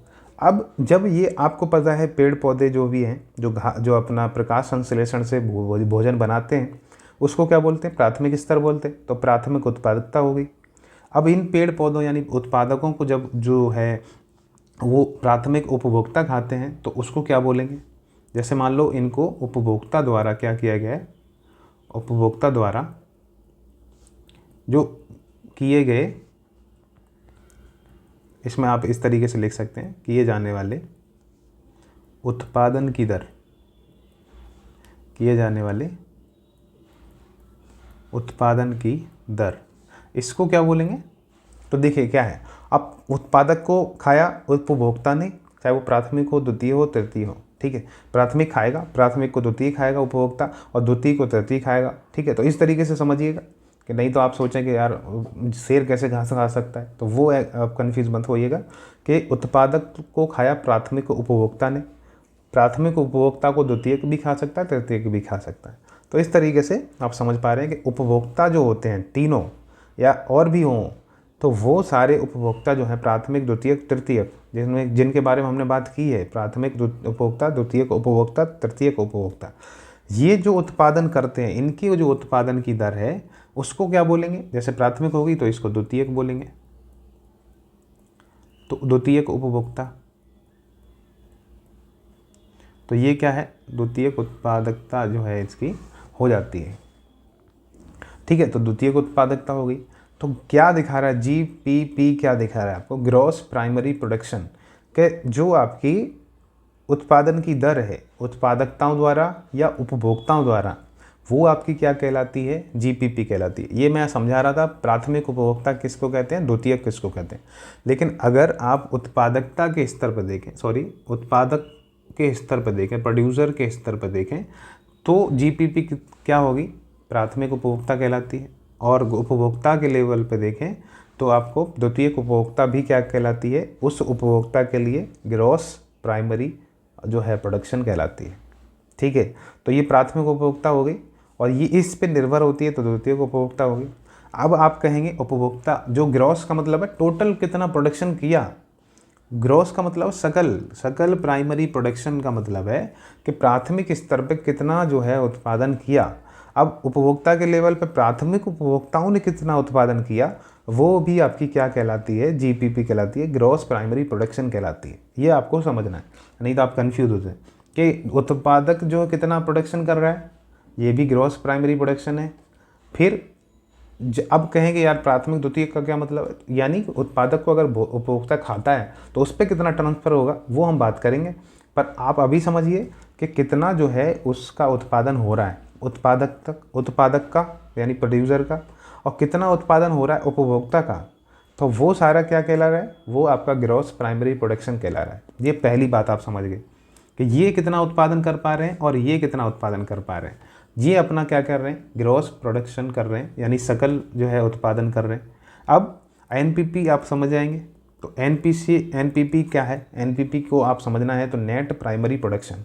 अब देखिए, उत्पादक ने उत्पादन किया, उसका सकल प्राथमिक उत्पादन हुआ, उपभोक्ता ने उत्पादन किया तो उसका द्वितीय उत्पादकता हुई, यानी कि उसका भी जो है सकल प्राइमरी उत्पादन हुआ। लेकिन अब ये अपना जैसे पेड़ हुआ वो भी शोषण करता है, उपभोक्ता जो होते हैं प्राइमरी, वो कंज्यूमर जिनको बोलते हैं, तो वो भी जो है शोषण क्रिया करते हैं। तो अगर हम जीपीपी में से जो आपकी श्वसन क्रिया होती है, श्वसन में सांस में जितनी एनर्जी ख़त्म हो रही है, अगर उसको घटा दें, माइनस कर दें, तो वही आपकी क्या हो जाएगी, एनपीपी कहलाती है, नेट प्राइमरी प्रोडक्शन कहलाती है, निवल प्राथमिक उत्पादकता कहलाती है। ये आपको समझना है। देखिए क्या है कि जीपीपी में कितना प्रोडक्शन हुआ, चाहे वो पेड़ पौधे कर रहे हों चाहे जीव जंतु कर रहे हों, फिर उनके जो द्वारा पेड़ पौधे भी सांस लेते हैं और जीव जंतु भी सांस लेते हैं, तो इनके द्वारा सांस लेने में कितनी ऊर्जा निकाल दी गई उसको माइनस कर दें तो वो आपकी नेट हो जाती है, और टोटल कितना प्रोडक्शन हुआ तो वो आपका ग्रॉस हो जाता है। समझ पा रहे हैं, सकल हो जाता है। तो अगर मान लेते हैं 100 जो है यूनिट, जो 100 केजी इसने उत्पादन किया किसी पेड़ ने, लेकिन अगर श्वसन में वो 20 केजी 30 केजी निकाल दे तो 70 केजी ही उसका जो है एनपीपी बचेगा, नेट प्राइमरी प्रोडक्शन बचेगा। तो ये चीज़ आपको समझनी थी। तो अगर मुझे उम्मीद है आपसे और खुद से भी कि मैं आपको समझा पाया हूँगा, आपसे भी उम्मीद है कि आप अच्छे से समझ गए होंगे, और ऐसे ही प्यार बनाए रखिए। तो अगला हम जो स्तर पढ़ने वाले हैं, और ऐसे ही अगर आप पढ़ते रहेंगे तो चीज़ें आपको और आसानी से समझ में आएंगी। आप कमेंट करते रहिएगा कि अगर आपको कोई भी दिक्कत आती है, अगर आपको समझ में भी आ रहा है, अच्छे से आ रहा है, तो आप कमेंट कीजिएगा थोड़ा सा हमारे लिए, कि मोटिवेशन हमको आइडिया लगे कि आप जो है चीज़ें समझ पा रहे हैं कि नहीं। कुछ दिक्कत आ रही है तो वो आप बताइएगा, तो उससे क्या है हम और बेहतर चीज़ें करेंगे। आप कमेंट करेंगे तो हमारे लिए और बेहतर है कि हम आपके लिए और बेहतर से बेहतर समझाने का प्रयास करें, आपको चीज़ें अच्छे से डिलीवर करें। तो वो आप थोड़ा सा ध्यान रखिएगा कि आप जो पढ़ रहे हैं थोड़ा सा एक हमारे लिए एक फेवर कर दीजिए कि जो है आप कमेंट कीजिएगा, और इससे आप बताइएगा सर हमें अच्छा लग रहा है, नहीं लग रहा है, या जो है क्या कहाँ दिक्कत आ रही है, क्या चीज़ आपको कम समझ में आई, कोई भी चीज़ नहीं आ रही है तो हम उसको भी दूर करने की कोशिश करेंगे। तो वो चीज़ें आप थोड़ा सा हेल्प करिएगा, और आप अपने दोस्तों के पास अगर आपको अच्छी लग रही है तो दोस्तों के पास शेयर कर दें, जिससे वो भी उनकी भी पढ़ाई बेहतर हो सके, और इससे हमें भी मोटिवेशन मिलेगा कि चीज़ें थोड़ी सी हमको बेहतर कर पाते हैं और हमारे लिए भी फ़ायदा हो। तो अब हम इसके बाद जो चीज़ें पढ़ने वाले हैं, इसके बाद जो है हमने अब प्रोडक्टिविटी देख ली, हमने ट्रॉपिक लेवल देख लिया, हमने इकोसिस्टम में आवास और निषेध देख लिया। तो ये सारी चीज़ें आप समझ गए। अब सारी चीज़ से समझने के बाद आपको एक चीज़ जो मैं अगली अब पढ़ाने वाला हूँ वो आसानी से समझ में आ जाएगी, कोई दिक्कत इसमें नहीं होने वाली है। तो वो चीज़ क्या है वो हम अब पढ़ने वाले, जिनके बारे में मैं बात कर रहा था कि आहार श्रृंखला क्या होती है। आहार श्रृंखला क्या होती है, यानी फूड चेन, इसको क्या बोलते हैं, आप चाहें तो इंग्लिश में साथ में लिखें, क्योंकि दोनों चीज़ याद रखेंगे अच्छा है। फूड चेन यानी आहार श्रृंखला क्या है। चेन से आपको समझ आता है कि एक कड़ी दूसरे कड़ी से जुड़ी होती है, उसको चेन बोलते हैं। तो आहार श्रृंखला कैसे काम करती है, फूड चेन कैसे काम करती है, ये समझेंगे। फिर इसी के बाद हम समझेंगे आहार जाल क्या होता है। आहार जाल क्या होता है, यानी कि फूड वेब इसको बोलते हैं। फूड वेब यानी जाल का मतलब जाल, जो जाल आप समझ रहे हैं जैसे मछली पकड़ने वाला जाल होता है उसी तरीके से। तो वो जाल क्या है, खाने का जाल क्या होता है, तो आहार जाल क्या है। इसी में हम तीसरा जो टॉपिक पढ़ेंगे वो हम पढ़ेंगे आपका जो पिरामिड बनते हैं, यानी इसको इस तरीके से लिख सकते हैं आप, पारिस्थितिकी पिरामिड। तो इसको हम समझने वाले हैं। आज के जो टॉपिक होंगे अभी जो हम पढ़ेंगे वो ये सब पढ़ेंगे, और ये समझ जाते हैं तो आप समझिएगा कि बहुत सी चीज़ें आप आसानी से समझ जाते हैं। तो हो सकता है तो आज हम आहार श्रृंखला और फूड आहार जाल पढ़ें, और कल हम आज आपको अच्छे से पढ़ाएंगे तो पिरामिड। तो अभी मैं इसको हटा देता हूँ। आज के लिए हम आपका जो है ज़्यादा टाइम ना जाए, इसलिए हम आप आहार श्रृंखला और आपकी आहार जाल यानी फूड वेव और फूड चेन क्या है इसको समझेंगे, फिर हम आगे बढ़ेंगे। और नहीं तो हो सकता है अगर टाइम मिलता है तो इसमें हम चीज़ें कर लेंगे। तो पहली चीज़ आप इसमें लिख लीजिए, इसमें लिख लीजिए कि आहार जाल क्या है, या सॉरी आहार श्रृंखला क्या है। पहला आपका आहार श्रृंखला को समझ लेते हैं, यानी कि फूड चेन क्या है उसको समझ लेते हैं। ठीक है, तो ये चीज़ अब पहली हम समझेंगे। देखिए मैंने आपको हल्का हल्का जो है आइडिया दे दिया है। फूड चेन क्या है, फूड चेन क्या है इसके बारे में मैंने आपको बताया कि जब प्राथमिक स्तर उत्पादक और प्राथमिक जो है उपभोक्ता, प्राथमिक जो आपके उत्पादक हैं उनको उपभोक्ता खाते हैं, फिर द्वितीयक उपभोक्ता उनको प्राथमिक उपभोक्ताओं को खाते हैं। तो इस तरीके से मैंने आपको एक आइडिया लगाया था कि घास को खा रहा है जो टिड्डा, टिड्डे को खा रहा है मेंढक, मेंढक को खा रहा है जो आपका जो है सांप मान लीजिए। तो इस तरीके से एक चेन बनाई थी हमने आपके लिए। तो वही क्या है, एक आपकी आहार चेन है, फूड चेन कहलाती है। तो इनको जो है इस शब्द को देने वाले थे चार्ल्स एल्टन। ये आप लिख लीजिए, चार्ल्स एल्टन ने ये शब्द दिया था। चार्ल्स एल्टन ने ये आहार श्रृंखला और आहार जाल इन सब के बारे में बताया था। तो ये इन सब के लिए भी यही शब्द है, आहार जाल के लिए भी यही हैं जिन्होंने इनको दिया था। अब मैं अगर इसके लिए लिखूं, जैसे मैंने आपको बताया फूड चेन क्या है, कि जैसे उत्पादक खाना बना रहे हैं, मैंने आपको बताया कि जैसे हरी घास है, मान लेते हैं घास है, तो ये प्राथमिक उत्पादक हो गया, ये अपना खाना खुद बना रहा है। तो दूसरी बात, इसको ही अगर दूसरे तरीके से, अब घास को टिड्डे खा रहे हैं, मैंने बताया, तो टिड्डे खा रहे हैं। अब टिड्डे को किसने खाया? मेंढक ने खाया। मेंढक को किसने खाया? सांप ने खाया। और सांप को किसने खाया? बाज ने खाया।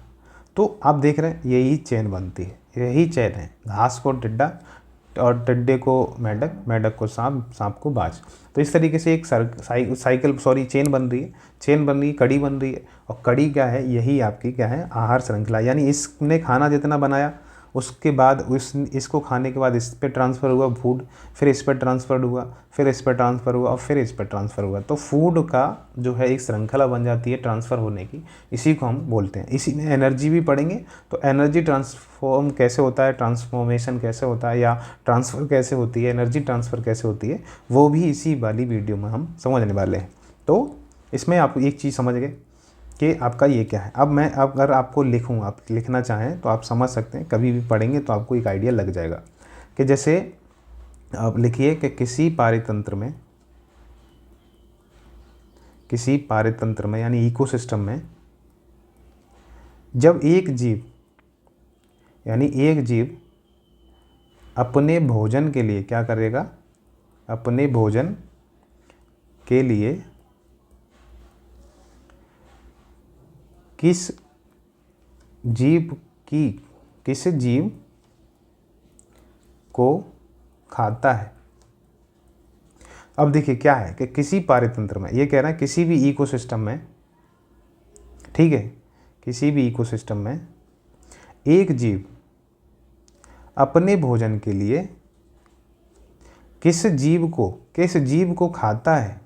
ये आपको ध्यान रखना है, किस जीव को खाता है या किस जीव पे निर्भर है। यहाँ ऐसे भी लिख सकते हैं कि इसको हटा दें, या खाता है या किस जीव पर निर्भर है। ठीक है, तो निर्भर है या निर्भर रहता है। एक सेकेंड। तो वही उसकी क्या है? आहार श्रृंखला है, फूड चेन है। यानी इसका सीधा मतलब है कि किसी भी पारतंत्र इकोसिस्टम में जब एक जीव जो है, ये देखने को मिलता है, आप देखिएगा कि फूड चेन का मतलब क्या है, कि किसी पारतंत्र में एक जीव अपने भोजन के लिए, अपने खाने के लिए किस जीव को खाता है या किस जीव पर निर्भर करता है, वही उसका क्या कहलाती है? आहार श्रृंखला कहलाती है। जैसे मैंने बताया कि घास है, तो घास पे कौन निर्भर है? टिड्डा। यानी टिड्डे को अपना खाना कहाँ से मिलेगा? घास से मिलेगा। मेंढक किस पे निर्भर है? तो टिड्डे पे। और मेंढक पे कौन निर्भर है? सांप। और सांप पे कौन निर्भर है? बाज। तो इस तरीके से निर्भरता आप देख रहे हैं कि एक जीव किस जीव को खाता है, यानी कि जैसे टिड्डा घास को खा रहा है, मेंढक टिड्डे को खा रहा है, तो दूसरे जीव पे निर्भर है, अपने भोजन के लिए दूसरे जीव पे निर्भर है या उसको खाता है, तो वही आपकी क्या है? वही आपकी आहार श्रृंखला है। उसको देने वाले कौन है? तो चार्ल्स एल्टन है। ये आपको बात याद रखनी है। अब आप सोचेंगे कि यार आइडिया लगा नहीं, तो एग्जाम्पल से समझिए आप। इसको एग्जाम्पल तो मैंने बताया, वैसे घास, टिड्डा, ये अगर कुछ और देखें, जैसे आप एक घास ले लीजिए, एग्जाम्पल ले लेते हैं, इसको अगर हिरन खा रहा है, तो हिरन किस पे निर्भर है? घास पे। लेकिन अगर हिरन को शेर खा लेता है, तो शेर किस पे निर्भर है? हिरन पे। घास तो खाएगा नहीं, शेर मर जाएगा, लेकिन घास नहीं खाएगा, आप सभी जानते होंगे इस बात को। तो शेर जो है हिरन को खा रहा है और हिरन जो है घास को खा रहा है। तो इनकी निर्भरता देख रहे हैं, एक दूसरे पे निर्भरता है। यही आपका क्या है? फूड चेन कहलाता है। अब अगर आप जल में देखें, ये तो हुआ स्थल की बात।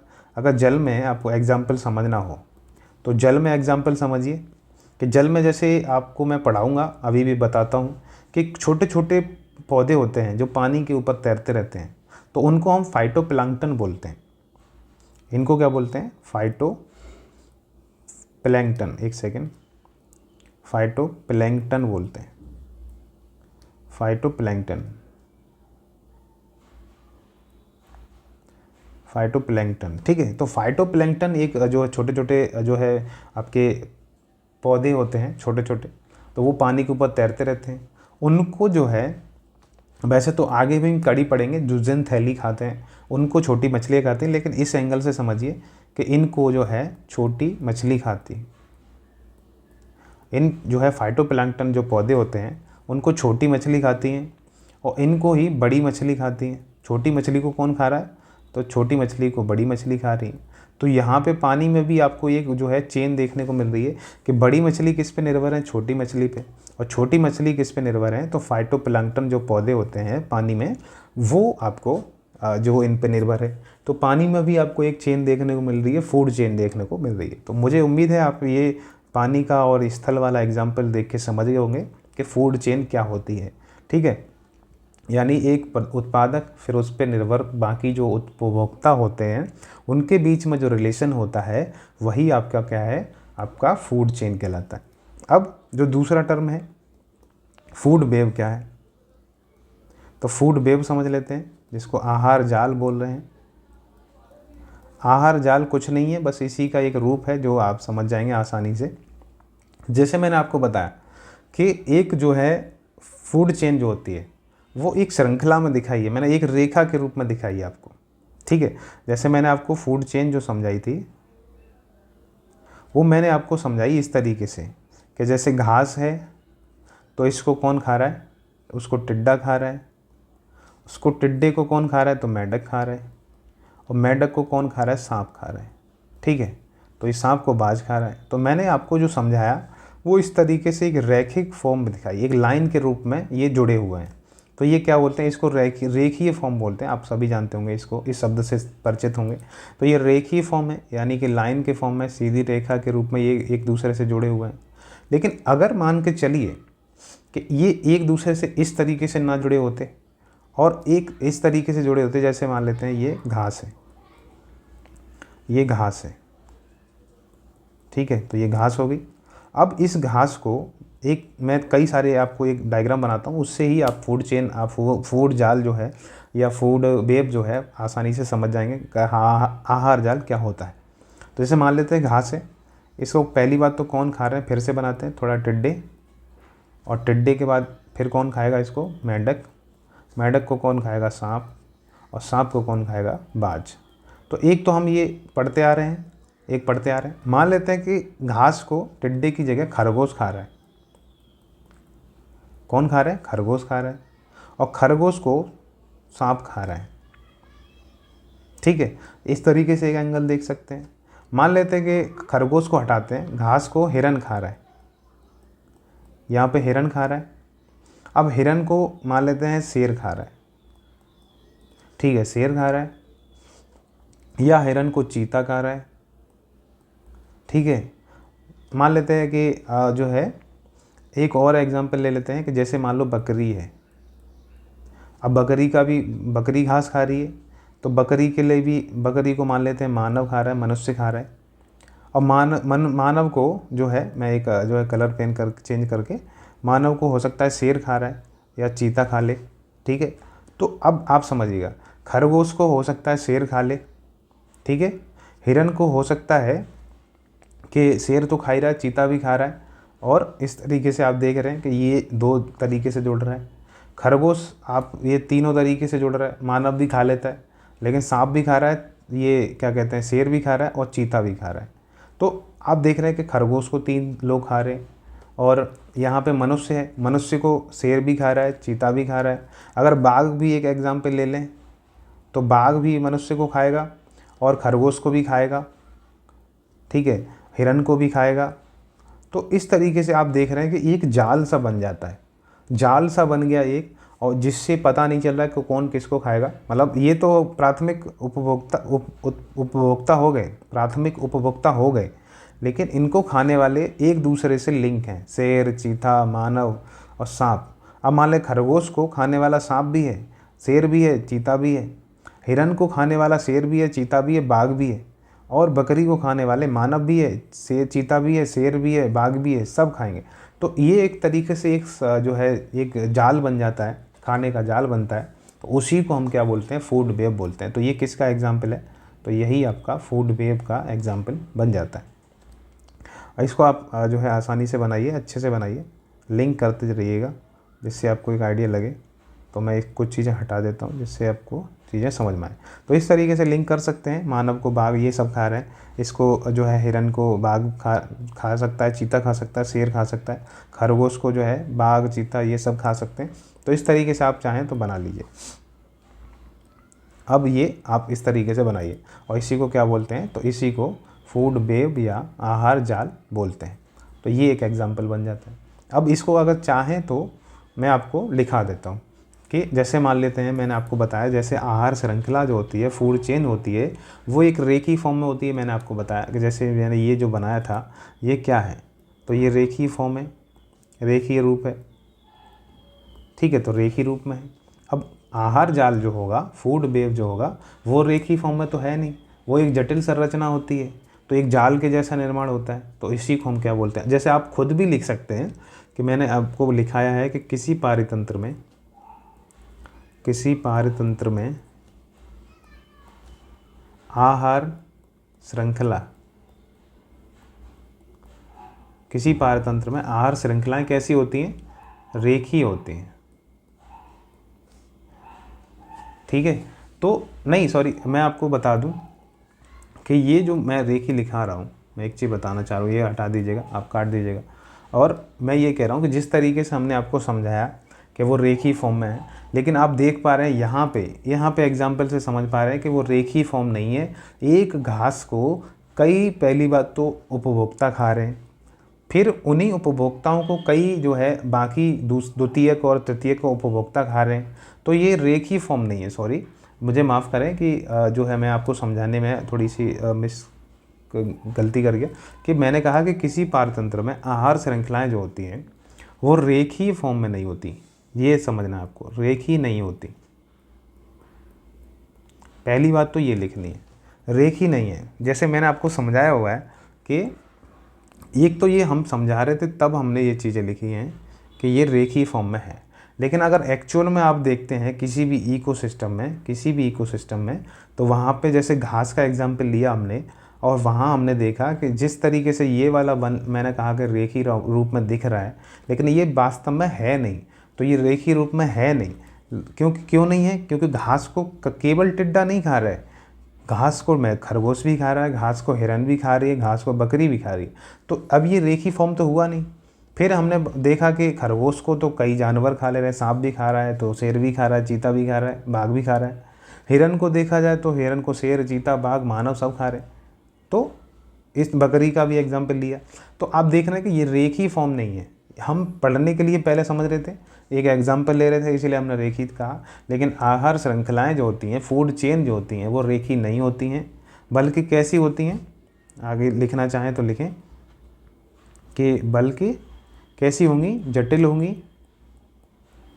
होंगी और कैसी होंगी, जाल के रूप में होंगी, ठीक है। तो कैसी होंगी, जाल के रूप में। तो कैसी होती हैं, जाल के रूप में होती हैं।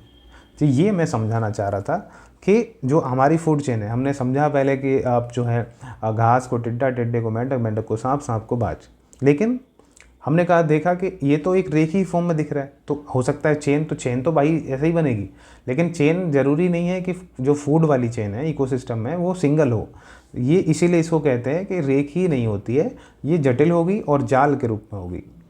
ये बात आपको समझनी है, इसीलिए इसको क्या बोलते हैं, आहार जाल बोलते हैं। तो इसी को जटिल होती है, अगर आप आगे लिखें तो जिसे जटिल होती है और जिसे आहार जाल कहा जाता है, आहार जाल कहा जाता है।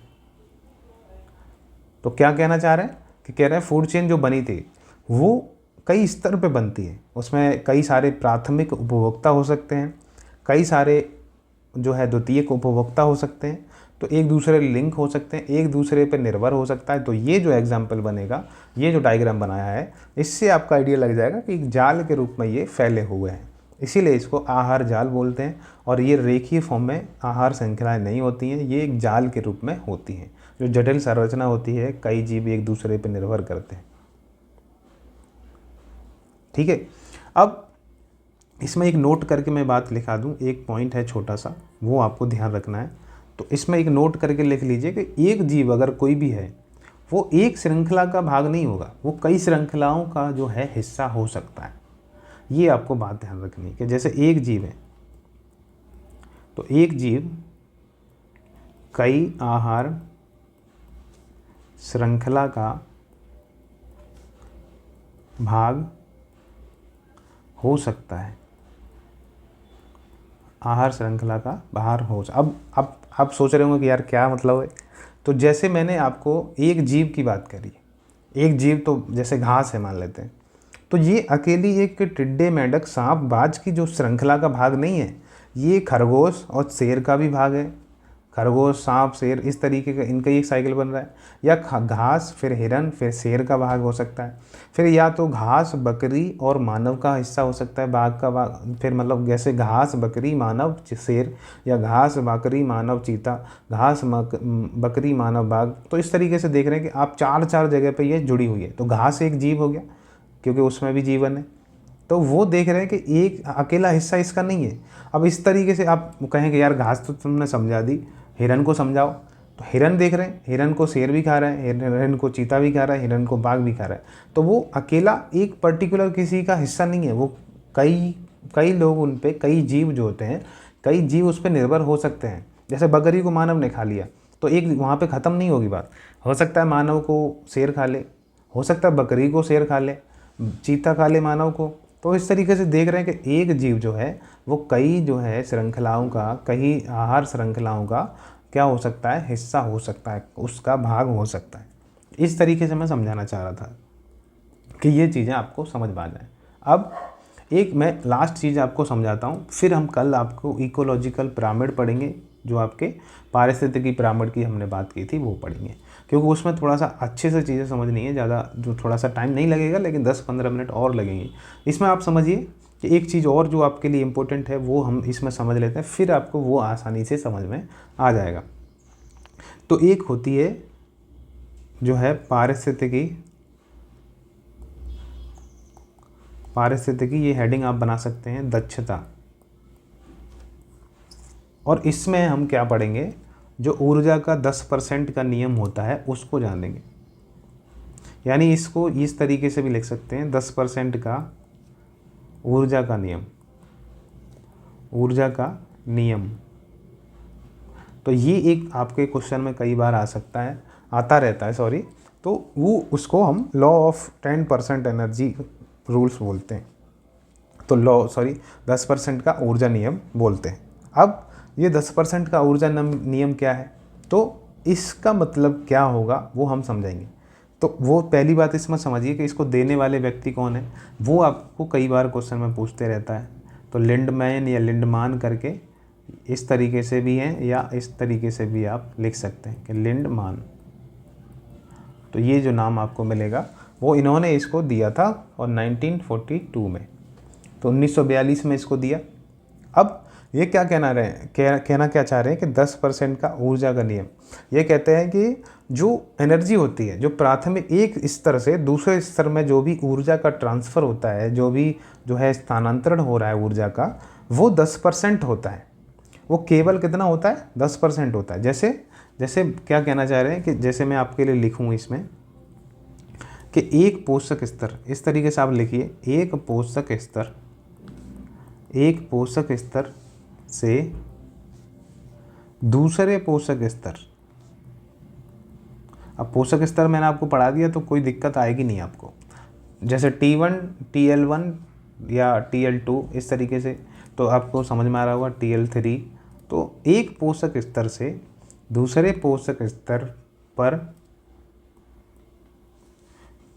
क्या होता है, केवल 10% ऊर्जा का ही स्थानांतरण होता है। ठीक है, तो ये पहली बात हो गई। इसमें मैं इसमें बात जोड़ेंगे। पहले मैं आपको समझा दूं कि इसका मतलब इतना हुआ कि एक पोषक स्तर से दूसरे पोषक स्तर में केवल कितनी ऊर्जा ट्रांसफ़र हो रही है, तो आपकी 10% ऊर्जा ट्रांसफ़र हो रही है।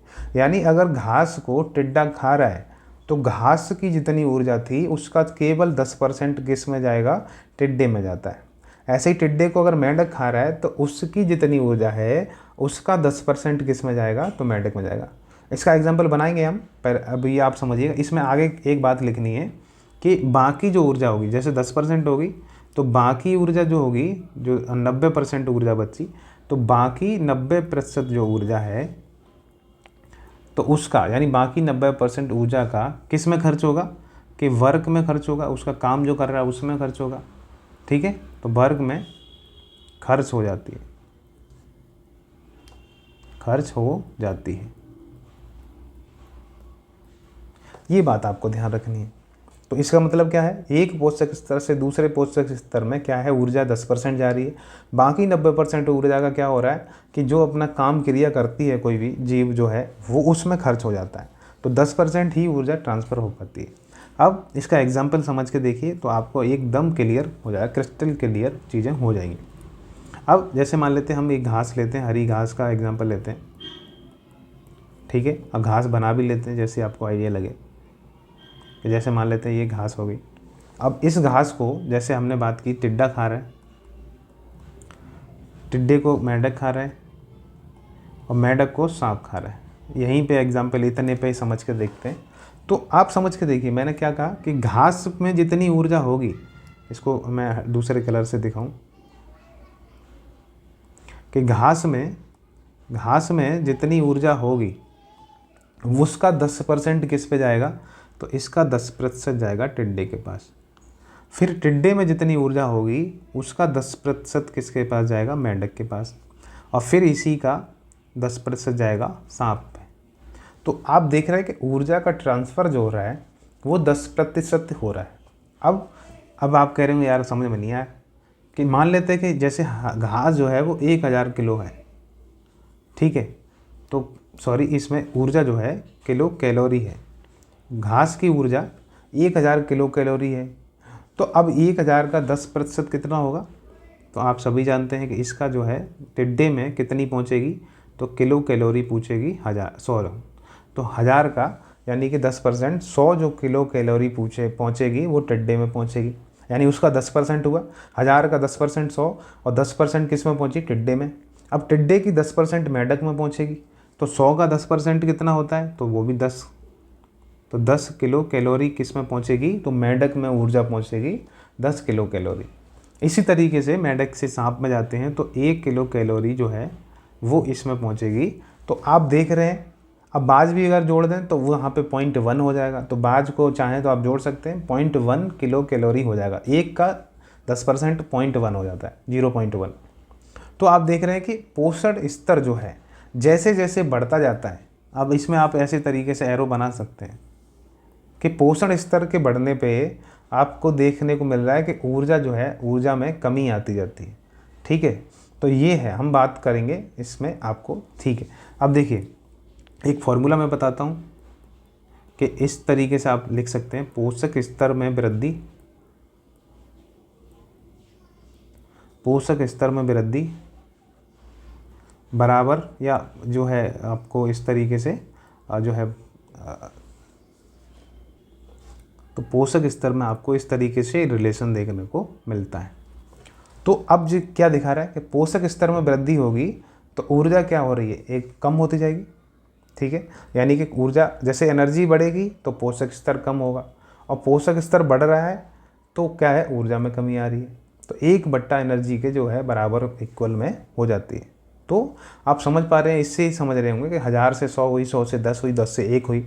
तो जैसे जैसे पोषक स्तर बढ़ रहा है तो उसके हिसाब से ऊर्जा जो है, आपकी एनर्जी जो है वो कम होती जा रही है। ये चीज़ आपको समझनी। ठीक है, तो इस तरीके से आज का जो आपका सेशन होता है वो यहाँ पे ख़त्म करेंगे हम, और कल आपको चीज़ें समझाई जाएंगी जो इकोलॉजिकल पिरामिड से शुरू होंगी। बाकी इसमें और इंटरेस्ट आने वाला है, और चीज़ें आपको और बेहतर तरीके से समझाएंगी। जिसके बाद अगर आप कोई भी किताब पढ़ते हैं, कोई भी चीज़ पढ़ते हैं, तो सिर्फ आपको उसमें वैल्यू एडिशन रह जाएगा। वो भी अगर टाइम टू टाइम हम करवाते रहेंगे, आप जुड़े रहेंगे हमसे, तो इस तरीके से ये क्लासेस जो होने वाली हैं वो आपके लिए बहुत ज़रूरी हैं। आपके बेस जो बनाने के लिए बहुत ज़रूरी है, आपके कॉन्सेप्ट क्लियर करने के लिए ज़रूरी है। तो आप जब भी इन्वायरमेंट के क्वेश्चन आते हैं आप ऐसे ही आसानी से कर सकते हैं। आपकी सूझबूझ से, आपके जो है कॉमन सेंस से भी आप आंसर लगा लेंगे। अगर मान लेते हैं कि कोई भी चीज़ छूट जाती है तब भी, तो क्योंकि आपने बहुत सी चीज़ें बेहतर तरीके से समझी हुई हैं तो आप चीज़ें आसानी से समझ सकते हैं। तो चलिए, और अपनी जो है इस जो जर्नी में बने रहिए हमारे साथ, और इसको जो है अपने दोस्तों के पास शेयर कर दीजिए, और थोड़ा सा हमारे लिए सपोर्ट जो है करिए कि अपने शेयर करने के बाद इसको, चैनल को सब्सक्राइब करवाइए। और आपने कर लिया है तो कर लीजिए, और नहीं किया तो कर लीजिए, और इस चैनल से जुड़े रहिए। क्या होगा कि जो है आपके कमेंट्स हमारे लिए बहुत ज़रूरी हैं। तो हो सकता है तो आप जो है कोई भी कमी लगे तो आप कमेंट करिए, और अब इस तरीके से आप वीडियो देखते रहिए। हम आपके लिए और बेहतर चीज़ें करने वाले हैं, आपके कॉन्सेप्ट अच्छे से एक एक करके क्लियर हो जाएं, ये हमारी उम्मीद रहेगी। तो इस तरीके से आप जो है इस तरीके से आगे बढ़ते हैं और अपनी तैयारी को और बेहतर करिए। और यहाँ पे आप, हम श्योर करते हैं आपको कि आपका एग्ज़ाम निकलेगा निकलेगा निकलेगा। अगर आप यहाँ जुड़े रहते हैं और इस तरीके से चीज़ें करते रहते हैं तो कोई भी आपको डरने की ज़रूरत नहीं है कि आपका एग्ज़ाम नहीं निकलेगा। बस कुछ कुछ चीज़ें आपको खुद से रिवीजन करते रहनी है, और ये वीडियो जो चल रही हैं इनको पढ़ते रहना है, देखते रहना है। तो इससे ही आपके सारे जो है डाउट हैं, सारी चीज़ें हैं, सब्जेक्ट हैं, क्लियर हो जाएंगे। तो चलिए, और अगली वीडियो हम पिरामिड से बात शुरू करेंगे। तब तक के लिए अपना ख्याल रखिए, पढ़ाई करते रहिए। धन्यवाद।